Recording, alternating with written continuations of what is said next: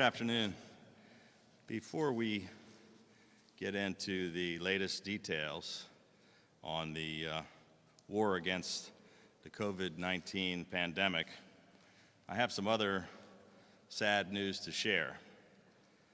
Former Maryland Lieutenant Governor Kathleen Kennedy Townsend's daughter, Maeve, and her 8-year-old grandson, Gideon, went missing after canoeing yesterday afternoon on the South River here in Anne Arundel County. An intensive search has been underway since late yesterday, which has included teams from the Maryland Natural Resources Police, the Maryland State Police, the United States Coast Guard, and the Anne Arundel County Fire Department. I reached out to and spoke with Lieutenant Governor Townsend this morning, and on behalf of the people of Maryland, I expressed our most heartfelt sympathies and prayers to her and to her entire family during this difficult time. As of this morning, Maryland has 2,758 confirmed cases of COVID-19. The number of positive cases has tripled in less than a week. There are positive cases in every single one of Maryland's 24 jurisdictions. 416 Marylanders who tested positive are currently hospitalized, 43% of whom are currently in intensive care. On a more positive note, 159 hospitalized patients have now recovered and have been released from isolation. In the past 16 days, 42 Marylanders have died from this deadly virus.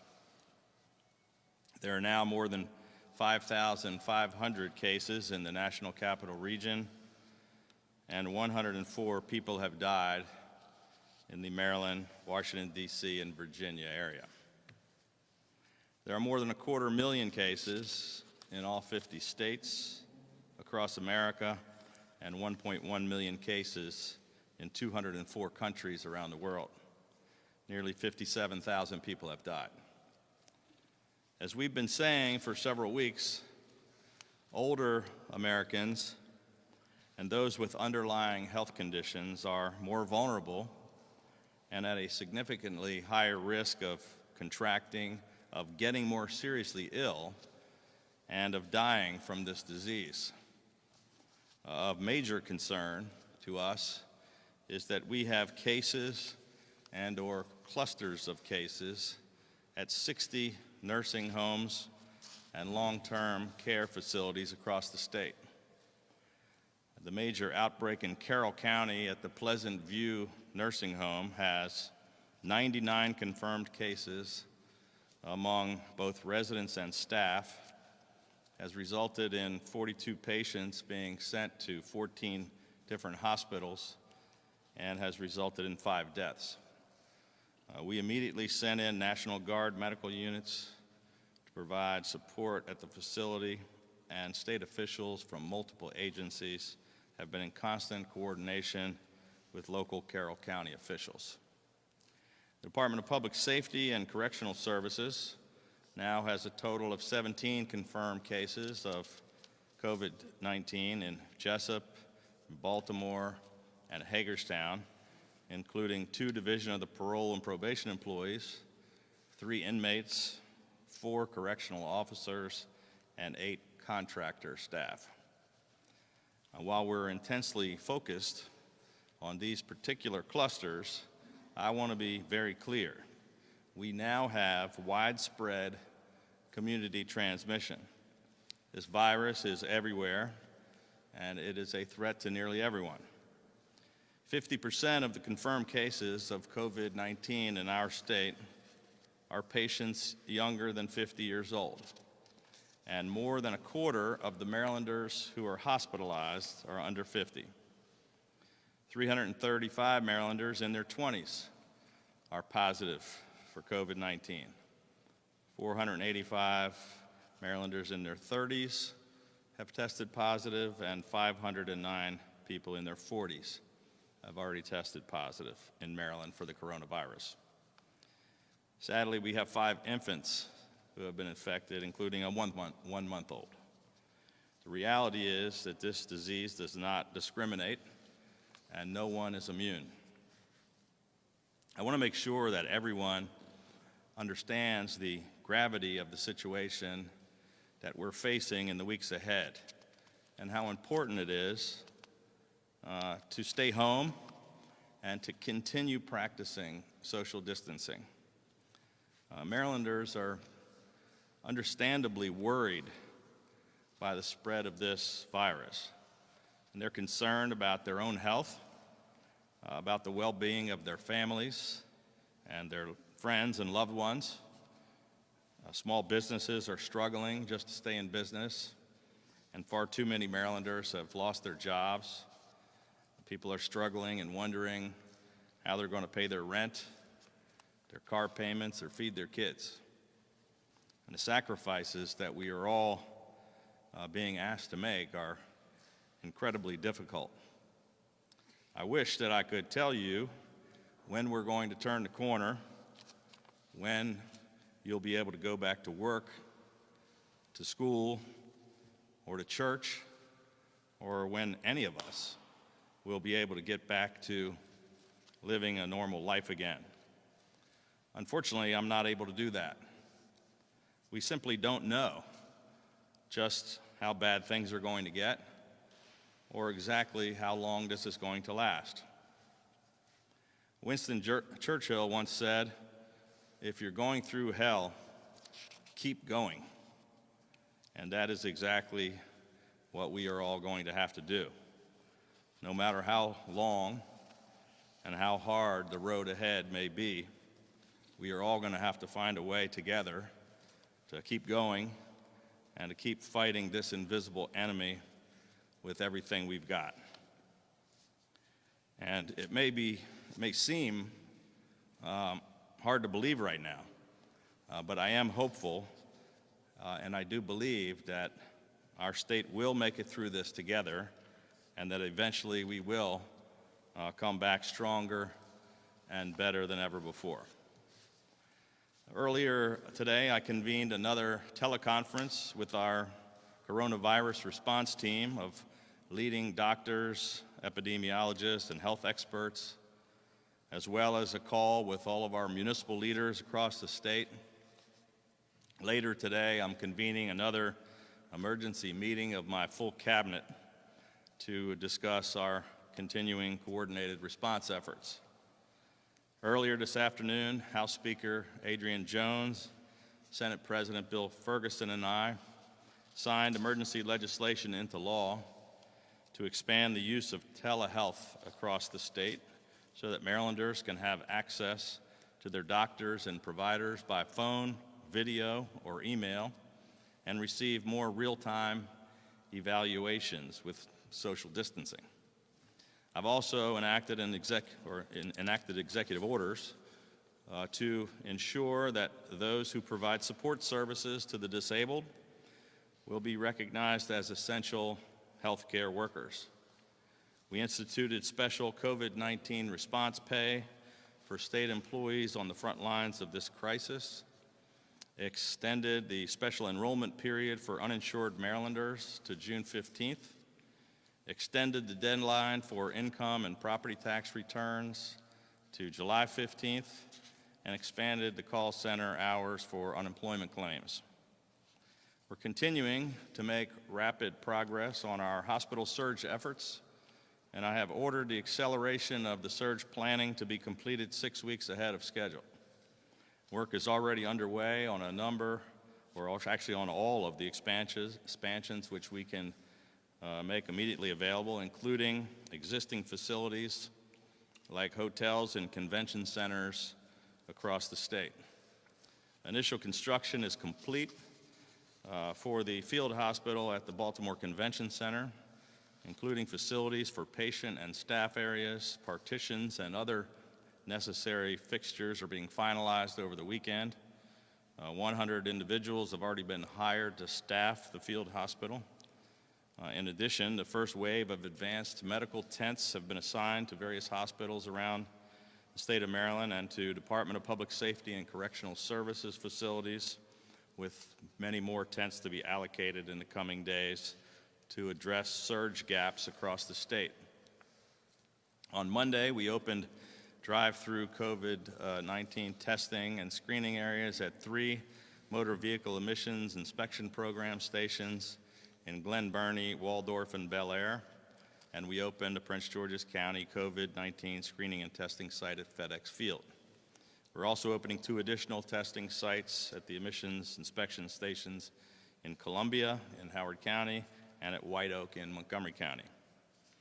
In addition to ramping up our hospital's physical capability and adding bed space, and to increasing our testing capability with these drive-through testing centers, we're also working to increase the number of healthcare professionals. I issued an executive order 2 weeks ago to fast-track the licensing process for out-of-state healthcare practitioners and those with expired medical licenses. I also issued an executive order to provide more authority to designate emergency medical technicians and paramedics with special provisional status to work in Maryland clinics and field hospitals.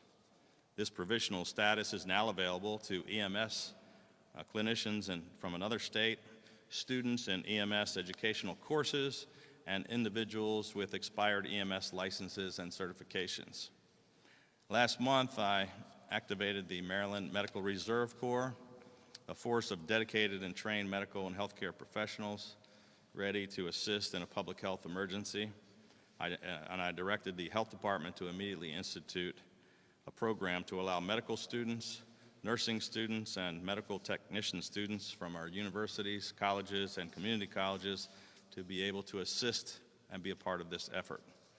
Already, more than 5,400 people have signed up to be a part of this initiative from every single jurisdiction throughout the state. This spirit of service in Maryland is at its best, but we still need more help. And so I'm asking Marylanders with any of those skills that can be of service to please sign up by going to mdresponse.health.maryland.gov. As we continue to fight this unprecedented worldwide pandemic, our first priority is saving the lives of thousands of Marylanders. But at the same time, we're also facing another huge battle against catastrophic economic collapse. And we are attempting to tackle both of these problems aggressively and simultaneously. 18 days ago, I issued an executive order prohibiting utilities, including electric, gas, water, sewer, phone, cable TV, and internet provider service companies from shutting off any residential customer's service or charging any residential customer late fees, and an executive order prohibiting the eviction of any tenant during a state of the emergency. Last week, we launched a $175 million comprehensive business relief program for some of our hard-pressed Marylanders and small businesses to get through this difficult period. On Wednesday, the Department of Labor further extended our unemployment insurance claim hours to assist more Marylanders in need, and today we're taking some additional actions to help struggling Marylanders and small businesses who are facing such economic hardship right now. I'm enacting an executive order that prohibits mortgage lenders from initiating the foreclosure process. Nearly 70 of Maryland's largest banks, credit unions, mortgage lenders, state agencies, and other financial entities and institutions have already agreed to provide additional flexibility to borrowers to lessen the economic impact of COVID-19. Upon contacting their financial services providers, Marylanders are eligible for immediate relief, including a 90-day period of forbearance or deferral for mortgage payments during which no late fees will be charged and no negative information will be reported to credit bureaus.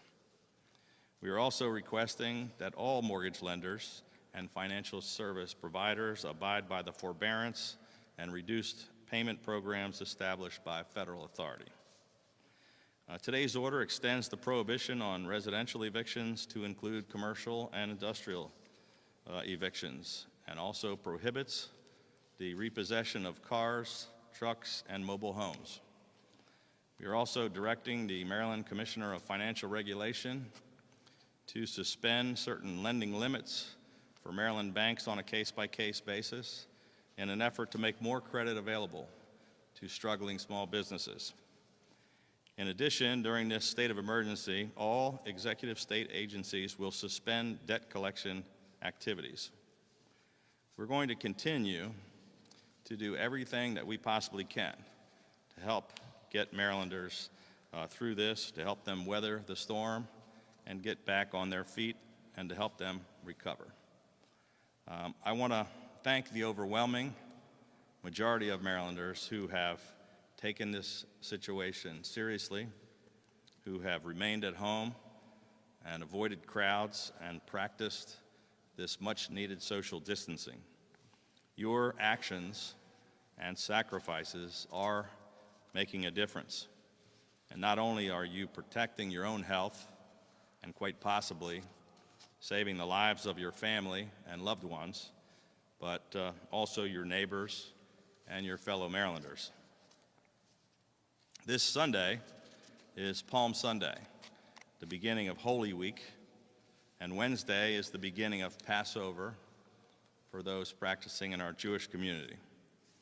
In the Christian faith, we use this time to reflect on the sacrifice of one for the redemption of many.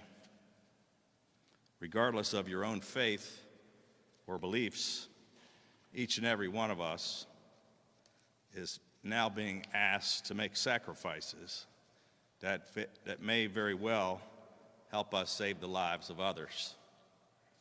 While it is currently unsafe to gather in churches, temples, and other places of worship across the state, at noon this Sunday, I am calling on all Marylanders, regardless of faith, to join together at home or wherever you are in a moment of prayer or reflection for those we have lost, those who are sick, and the doctors, nurses, clinicians, healthcare workers, and first responders on the front lines around the clock, working to bring about a new dawn in our history.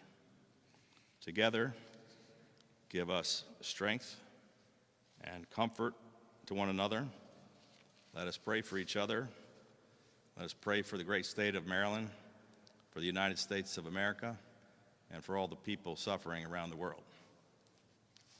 With that, I'm going to turn it over to our Deputy Secretary of Health, Fran Phillips.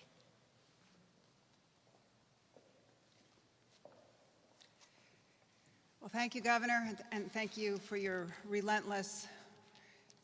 leadership at this difficult time when we are leaving no stone unturned to protect the health, the safety of Marylanders every day.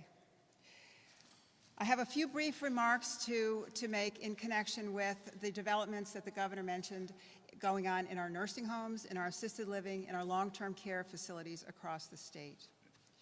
I have some remarks to make, and I'd like to first off speak directly to residents, the residents of nursing homes and their families, their loved ones and their friends. And I want you to know that we are doing everything we can to keep you safe.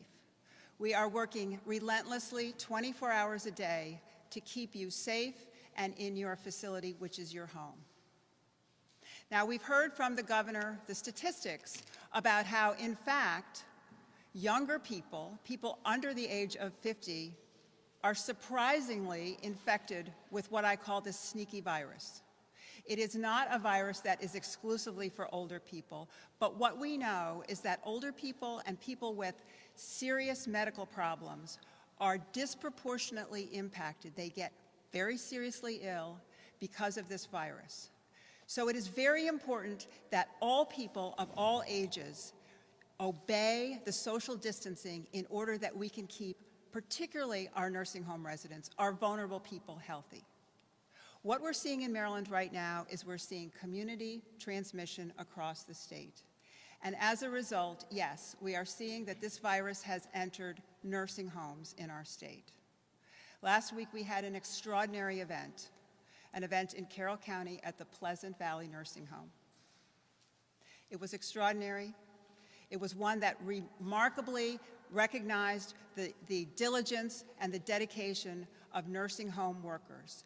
And so the second thing that I want to say after talking directly to nursing home residents and their families is to thank the tireless work of countless thousands of nursing home staff today who are on the front lines working with your people, your residents, keeping them safe every day. I know it's not an easy job. I know it's a stressful job, but I want you to know how valued you are.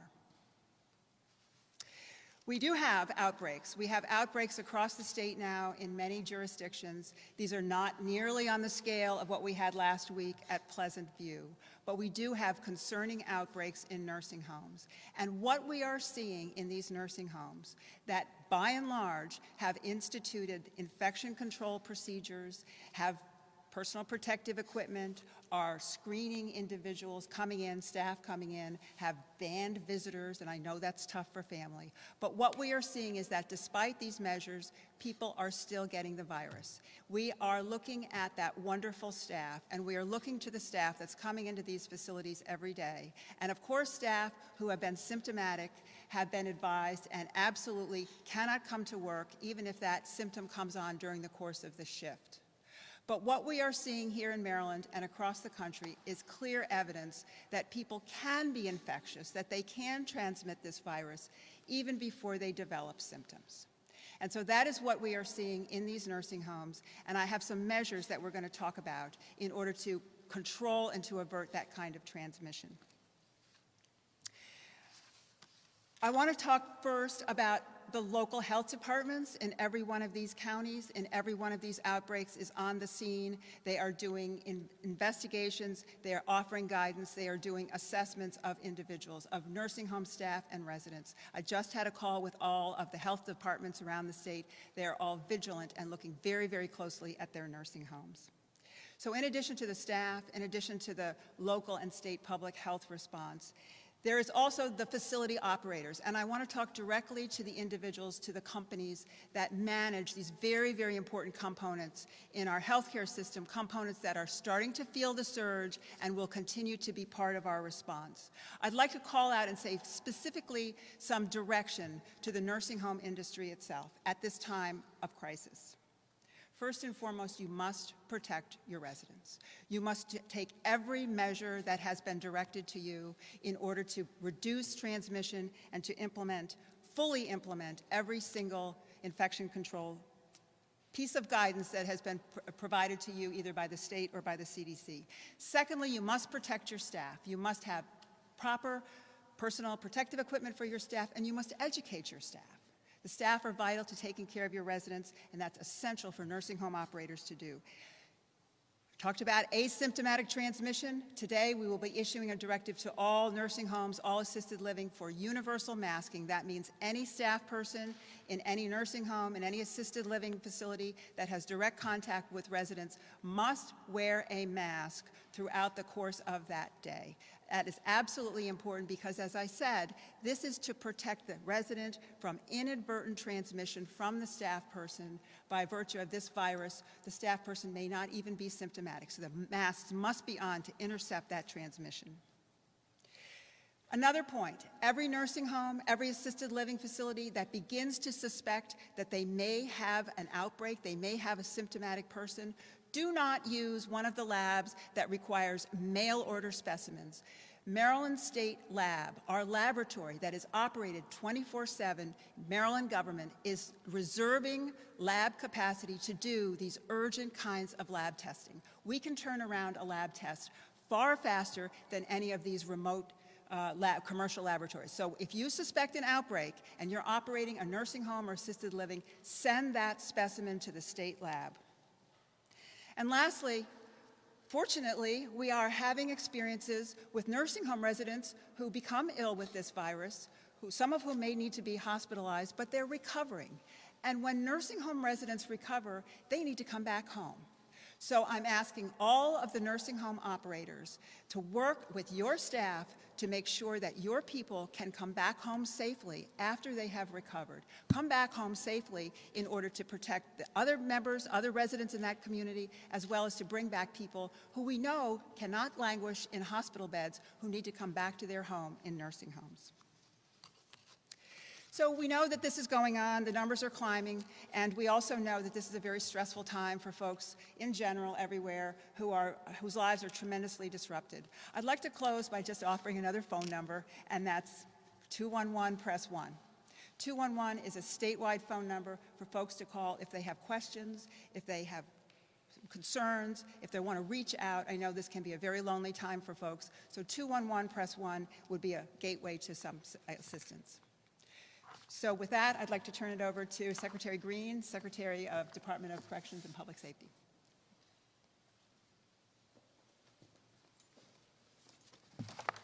Thank you. Good afternoon. The Department of Public Safety and Correctional Services has been in this proactive emergency from the very beginning and receiving great guidance from the Maryland Department of Health, and I want to personally thank Fran for always being available to us and guiding us through this. At the very onset of this crisis, we were given the expert advice, expertise, and availability of our Department of Health, the Maryland Emergency Management Agency, and the Center for Disease Control to help direct our every move in keeping the health and safety of the population that we are responsible for and our staff safe as we continue to weather what has become a marathon. This is not a short-term race. As of yesterday evening, as Governor Hogan noted, we have 17 cases confirmed of COVID-19 within our system.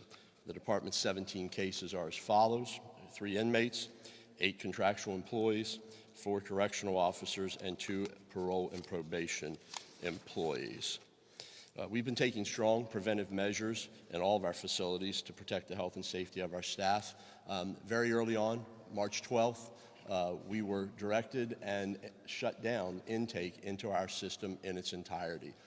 We shut down visitation, we shut down programs, volunteer services. While that is difficult and we depend greatly upon those that come to help us in our system, it was an immediate and early intervention step that has helped us to stay the course to where we are today. Statewide, we have privatized health care who provide care, and we have infirmaries in each region of our state, as well as a number of negative airflow cells and areas to house people that are infected. We've significantly modified our operations as a department, enhanced our hygiene and sanitation practices consistent with the recommendations of the Health Department, Maryland Department of Health, and the Center for Disease Control.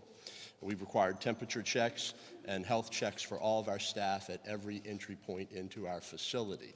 We've shut down all entry points into our system.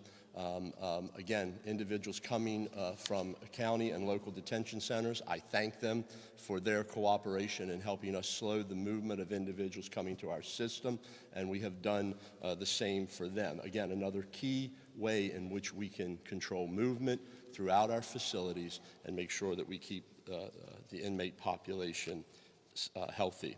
We've modified movement to include meal services and how we do that to protect individuals. We've implemented telework for many of our staff. Our parole and probation staff are now on telework priority and managing their cases with enhanced supervision into the community utilizing telework. I'd like to highlight some work of our Maryland Correctional Enterprises. This is one of the top 10 enterprise programs in a correctional facility within the country. And we're beginning, started ramping up 2 weeks ago, making products that our community needs, we need, so that we can lower our burden on the supply chain. So as to date, our Maryland Correctional Enterprises has stood up and are making gowns. These are not disposable gowns, rewashable gowns for our staff in our system and for us to also provide into the community. We are making face shields, the acrylic face shield. We have manufactured to date 5,000 of those and have cut enough product to manufacture 50,000 face shields that we will be able to send into our community to help our healthcare professionals. Masks. As the governor spoke about masks, and Fran as well, we have manufactured to date 4,000 masks, and we're on track to keep that going as long as we need to. But those are masks for our staff and masks that we can also deploy into the healthcare field. Most recently, as of 11 p.m. last night, we finalized our hand sanitizer operation and are now producing 41 cases of 16-ounce bottles of hand sanitizer, a product that has the right ingredient and alcohol level to make sure that it kills the virus on individuals' hands. We all know that that is a much in need product, and we are pleased to be able to do that. And I think this is important to note that the population, the individuals that are involved in these work programs, are pleased to be doing this work, this service for their community, their families, and their hospitals around our state. So I want to thank them. I want to thank Maryland Correctional Enterprises for being so innovative and responsive to what they are doing. Further, we've rolled out video visitation across our system for the inmate population in this human crisis to stay connected to their families. We've stood up free phone calls for the inmate population to stay connected to their families as well. We have a hotline for families that are concerned about their loved ones incarcerated in our system, and I'd like to provide you that number.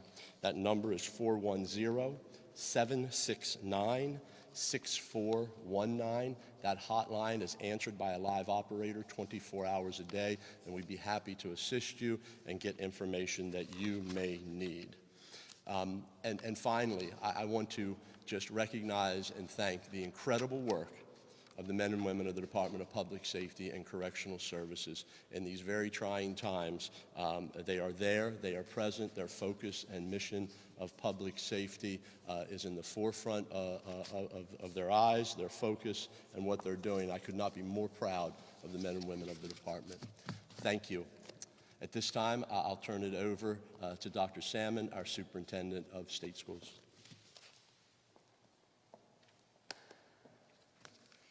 Thank you, Secretary, and thank you, Governor, for your incredible leadership.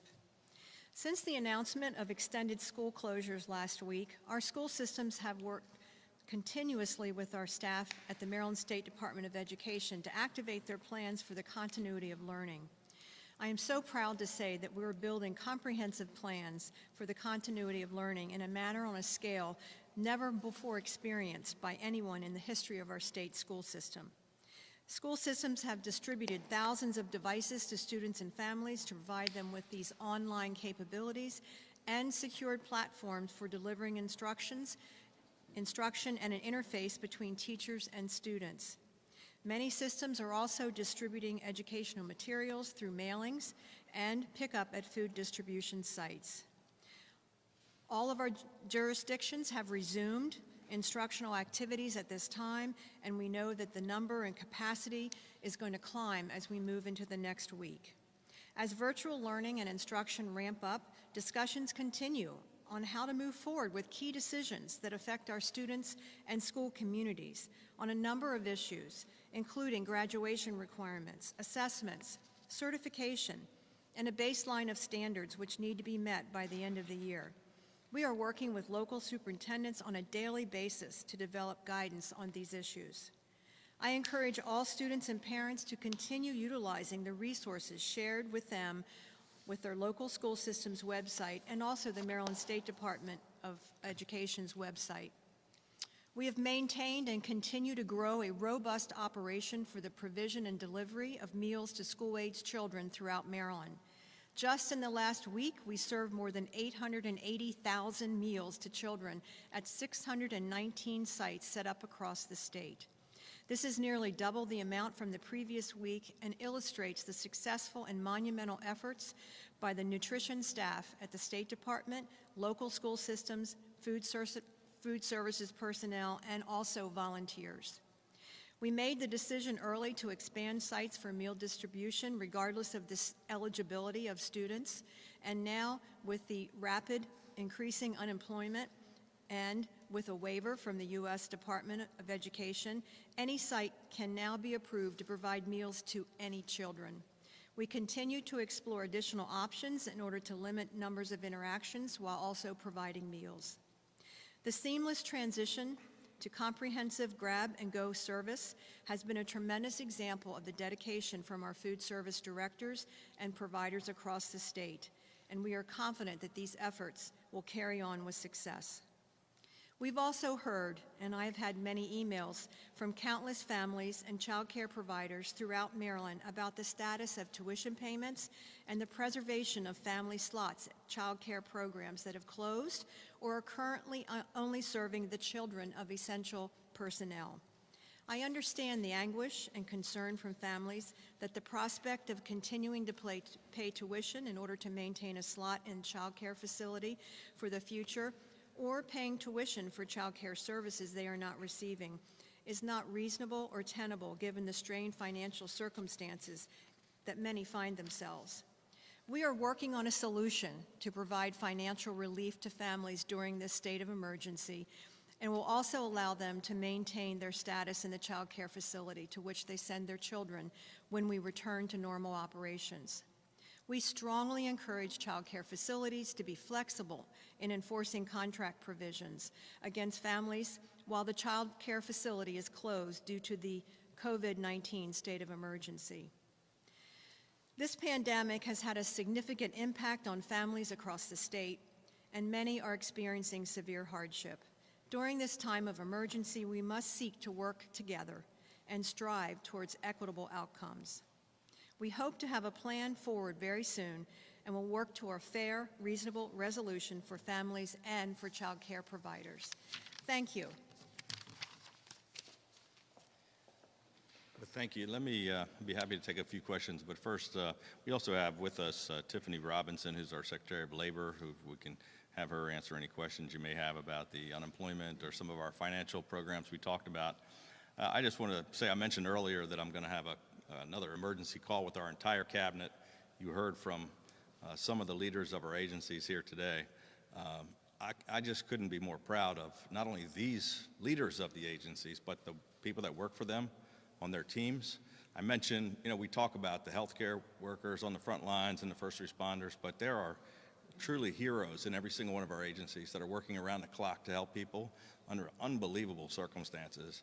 And I just want to thank all the people that are under very difficult circumstances, really working hard to try to help people in this time. And we thank all the state employees that are for everything they're doing. With that, I'd be happy to take some questions.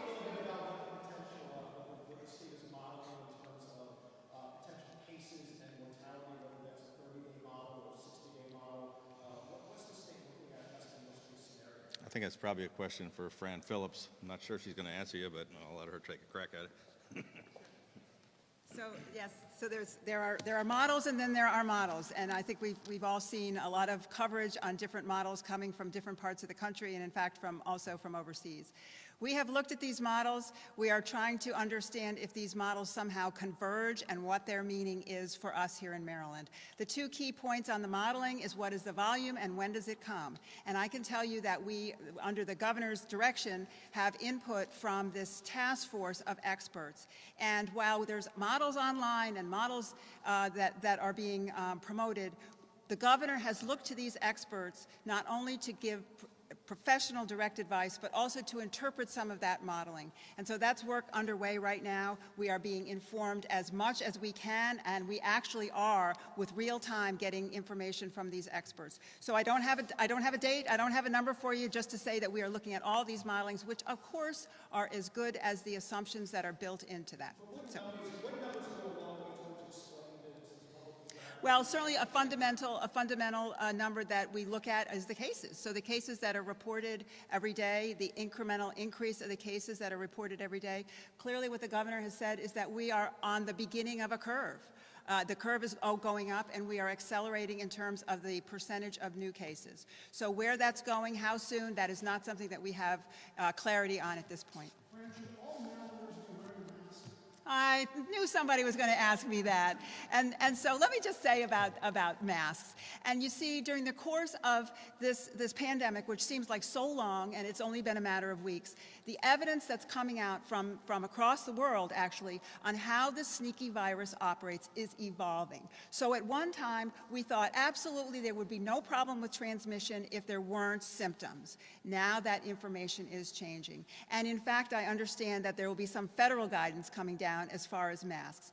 Here's what we're talking about masks. Masks are not to protect you from incoming virus. Masks are protect everyone around you from the virus that you may not be aware that you have. And in the course of speech, we transmit little tiny droplets, and it could be in those droplets that the virus is harbored. So the recommendation on masks, absolutely positively for healthcare workers, as I mentioned earlier. For healthcare workers involved in hospitals, many of them need to have the very high-quality N95 masks. Others who are not engaged in that kind of risky kinds of procedures use surgical masks. But there's a third tier of masks, and that's what's called the cloth masks that we are seeing now coming into production. A cloth mask is better than no mask in terms of not transmitting from the person wearing the mask to the outside community. Thank you.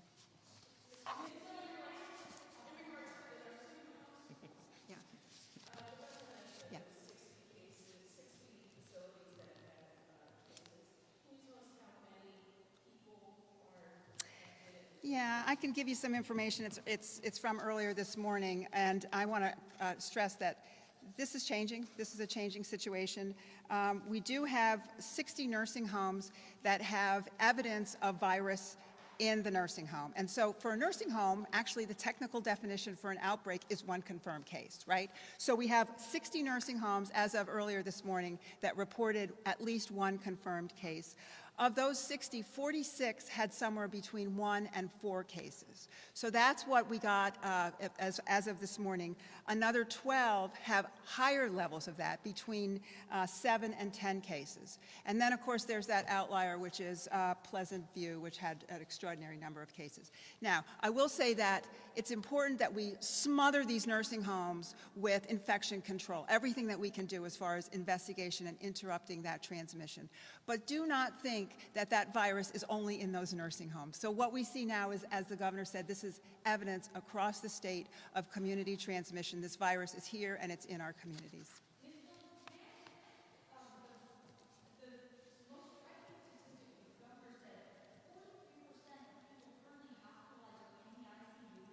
That's right.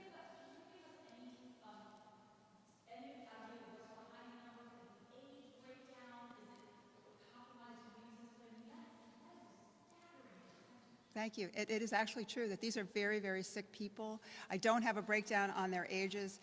We do know that there's a wide span of ages of people who are hospitalized. We know that this is a serious respiratory condition, and for some people, that it can very, very quickly become a situation of acute respiratory distress. Our hospitals are stepping up around the state. The intensive care, the critical care specialists, all of the nurses are working with these patients. We are monitoring that every day through the MIMS system, so that we have near real-time understanding of what's going on in our hospitals. Thank you.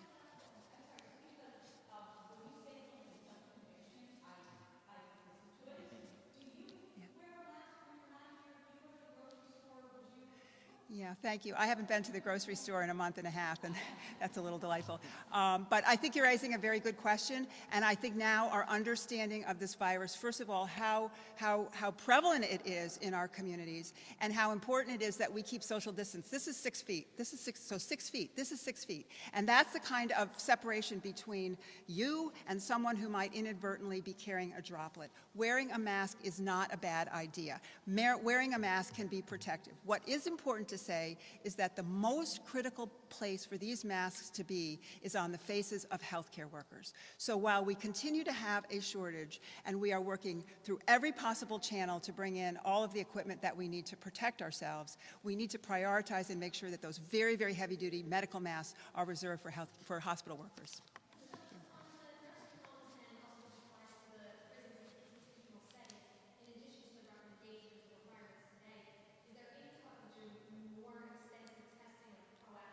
Well, thank you for that. And now, as we're beginning to understand that we can have apparently healthy staff in a nursing home, unsuspecting, without symptoms, who are going about their business and so inadvertently infecting patients. What is happening now in some of these clusters, in some of these outbreaks, is that with the health department and a local staff, we have go teams that are going into those nursing homes and testing everyone on the unit where there was a confirmed case. And we're looking at whether or not we've got transmission that we don't know yet, below the surface, so to speak, in order to understand how to best interrupt that transmission in places where people live together, and again, these are frail and often very vulnerable people. So it's more testing after. Correct.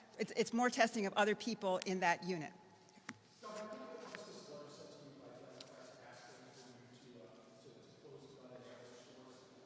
I haven't really seen the letter, but I mean, it just hadn't been on the top of my priority list. I know it's just part of the federal list of what is a priority and what isn't a priority, but it hadn't been anything I had any time to talk about today. Should they be open, and should they be open as an essential business? I really hadn't given it any thought.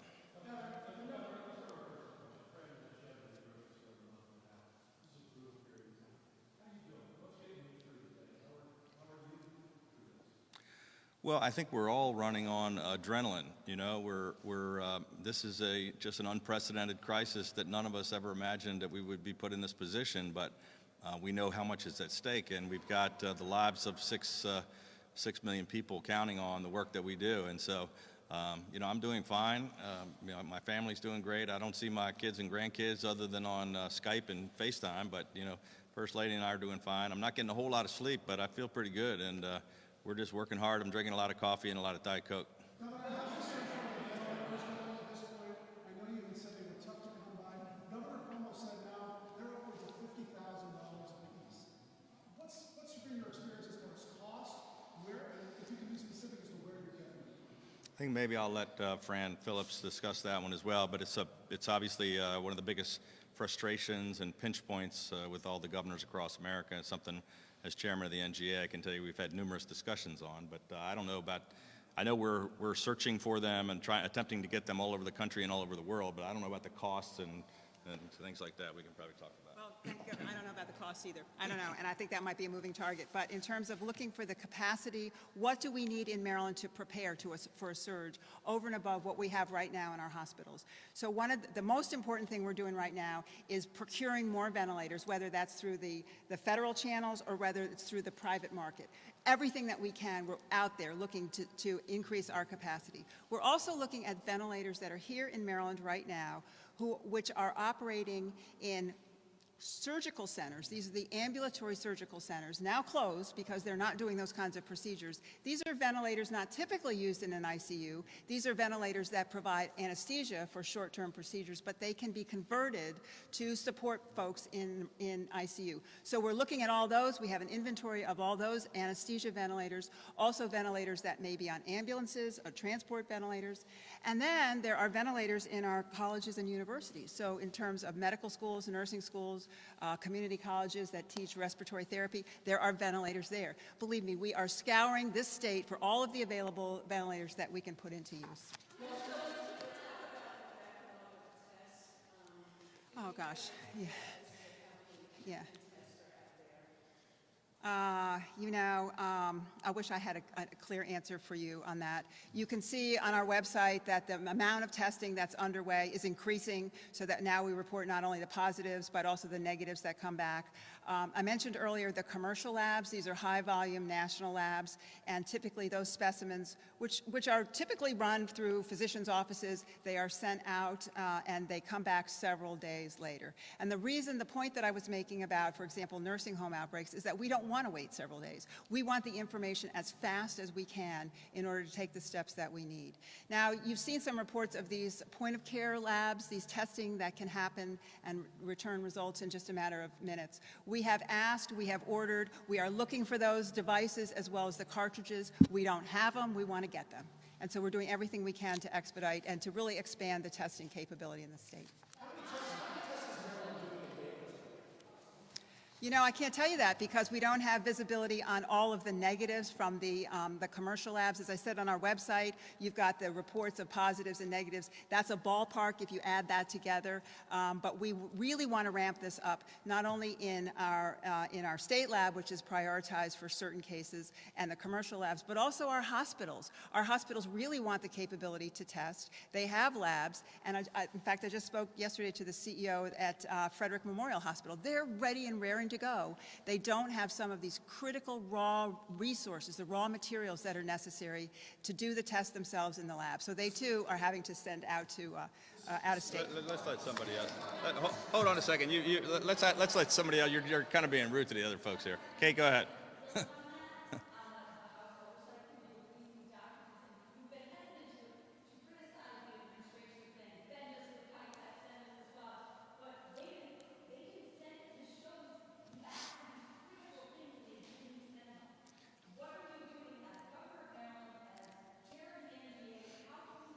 I wouldn't really say I've been hesitant to complain about it. I've been actually leading the national discussion with all the governors about why we haven't gotten this stuff, and I've had 8 different meetings of all the governors and 6 different conference calls with the president and vice president where I brought this up on every single call. We got nothing at first, and then last week we got them to put FEMA in charge. We got the first distributions of anything to anywhere, but it's still a small percentage, and I continue to push, but it's very frustrating.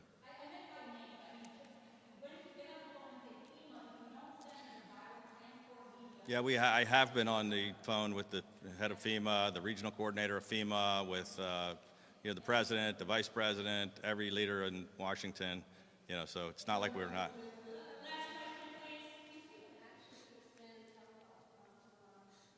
I'm sorry, I didn't hear that one.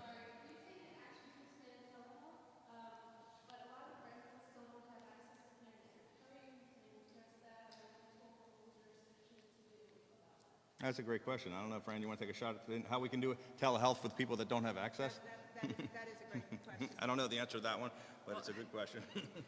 Sorry. Yeah, that is a good question. The telehealth expansion is very important, though, because that is for every discipline, every kind of medical service or social service that one could get, one could need. This is a way to do this remotely. So setting aside the particulars of your question, there's a very important element across the state, particularly in areas that don't have telehealth, and that's rural areas, and that important element to the response are community health centers. These are they're federally qualified, they're community health centers, they know their communities, and they have outreach. So they may not have internet, but they have telephone. And so we really are relying on our rural partners in that way. Yeah, thank you all.